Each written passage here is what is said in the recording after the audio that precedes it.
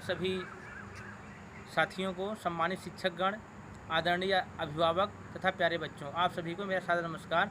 देश में आज जो खबर आई है उसके अनुसार लगभग 1000 से ज़्यादा मौतें कोरोना की वजह से हो चुकी हैं और लगभग 33,000 लोग इस देश में कोरोना पॉजिटिव पाए गए हैं।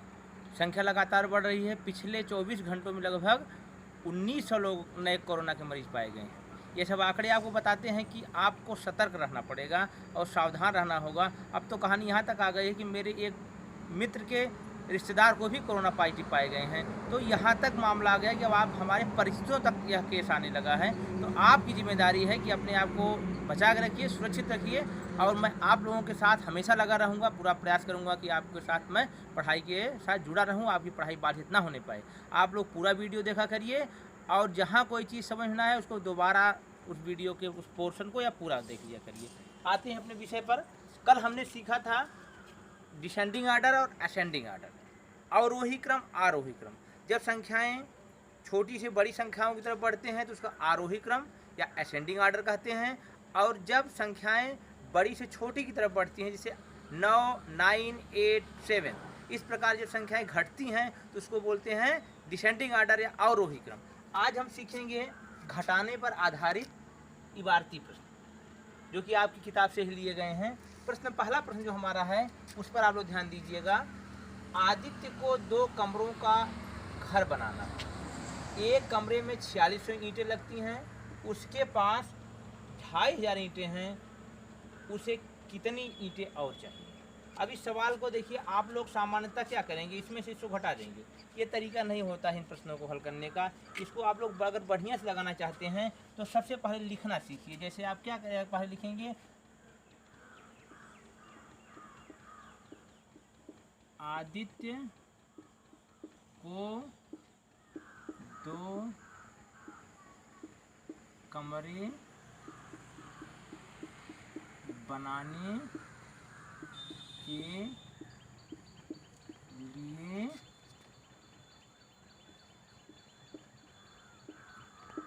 आवश्यक ईंटों की संख्या कितने बच्चों? 4600 ईंटें, 4600 या 4600, इतनी ईंटों की आवश्यकता है। और साथ ही साथ उसके पास ईंटें कितनी हैं, इसको आप ऐसे लिखेंगे आदित्य के पास उपलब्ध ईंटों की संख्या कितनी ईंटें हैं बच्चों, बताइए? 2500। कितनी ईंटें हैं? 2500। अब देखिए, है उसके पास 2500 ईंटें, आवश्यकता है 4600 ईंटों। अब इसमें हम क्या करेंगे कि अब कितनी ईंटें और खरीद ले कि उसका 2 कमरों का जो घर है वो बन के तैयार हो जाए।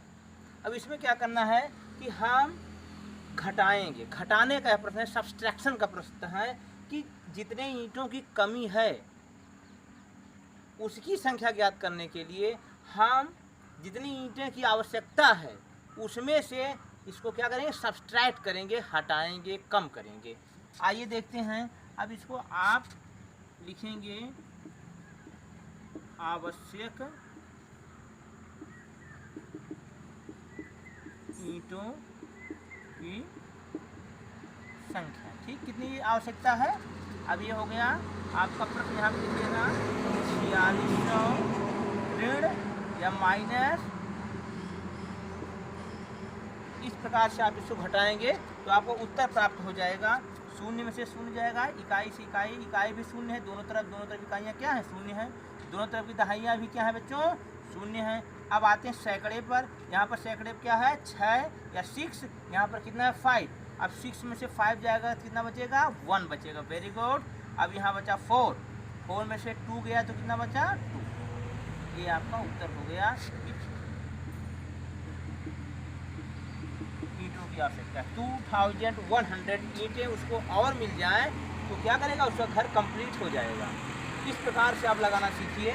सीधे आप क्या करते हैं, इसमें से इसको घटा देते हैं, इसको क्या करते हैं, इसमें से घटा देते हैं, आपको उत्तर प्राप्त हो जाता है, जो एक सही तरीका एग्जाम के दृष्टिकोण से या जानकारी के दृष्टिकोण से नहीं है। इसलिए इस बात का आप लोग ध्यान रखिएगा। इसी प्रकार से एक और प्रश्न है, आपकी किताब में बहुत सारे प्रश्न हैं, लेकिन हम केवल 2 प्रश्न हल कर रहे हैं।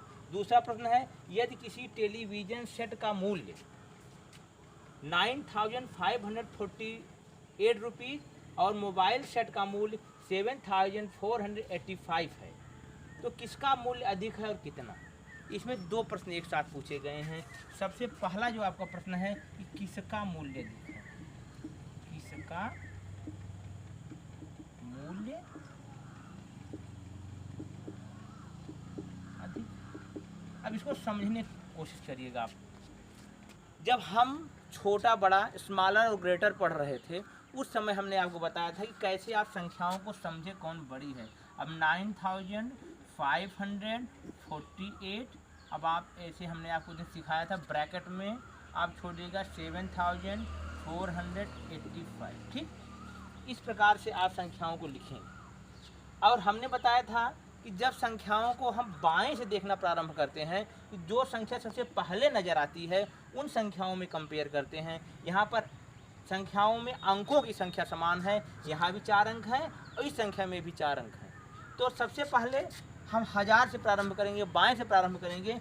बाएं में 1000 पे सबसे पहली कौन सी संख्या, 9, यहाँ पर क्या है 7। तो बात बिल्कुल साफ हो जाती है कि यह संख्या जो है 9,548 बड़ी हो जाएगी किससे, 7,485। आपको उत्तर मिल गया कि टेलीविज़न का मूल्य अधिक है। आप यहाँ पर लिख सकते हैं, अतः आप ऐसे भी लिख सकते हैं 9,548 संख्या बड़ी है 7,485 से। अब यहाँ पे ये लिखिएगा, इसलिए क्या, टेलीविज़न का मूल्य मोबाइल से अधिक। Very good. अब अगला प्रश्न पूछा गया कितना। अब ये सेम प्रश्न यहाँ पर आ जाएगा, बिल्कुल ऐसा ही पैटर्न यहाँ पर भी है। तो आप यहाँ पर लिखेंगे जो दूसरा प्रश्न में पूछा गया किसका। अब इसका उत्तर जानने के लिए हम इस सवाल को हल करेंगे। आइए लिखिए, टेलीविज़न का मूल्य रुपीज़ कितना बच्चों, 9,548 रुपीज़। Very good. अब उसके बाद मोबाइल सेट का मूल्य कितना है, रुपीज़ 7,485। Very good. अब इसमें से इसको आप तब यहाँ पर लिखेंगे दोनों के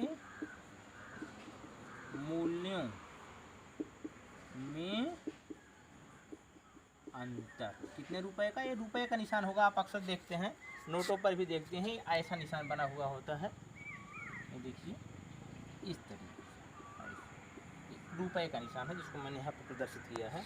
अब आइए, यहाँ पर 8 है, आप लोग जानते हैं 8 में से 5 जाएगा 3।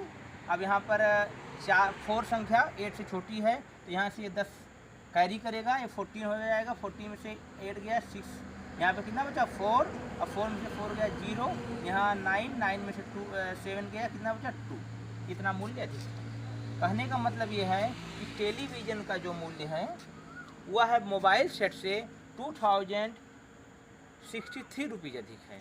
ठीक है, तो इसी के साथ ये बात आप लोग समझ जाइए कि यह सवाल समाप्त हुआ।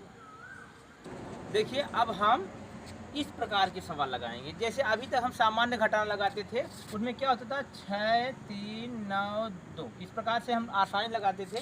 यहाँ से कैरी जाता था 30, 30 में से 9 जाता था, कितना आता था 4। अब यहाँ पर बचा था 5 में से 2 गया, कितना बचा 3। इस तरह आसानी से हमको उत्तर मिल जाता था। लेकिन यहाँ पर हम एक नए तरीका से क्वेश्चन हल करना चाहेंगे। इसमें बीच में रिक्त स्थान छोड़े गए हैं जिनको आपको सॉल्व करना है कि यहाँ कौन सी संख्या रहेगी।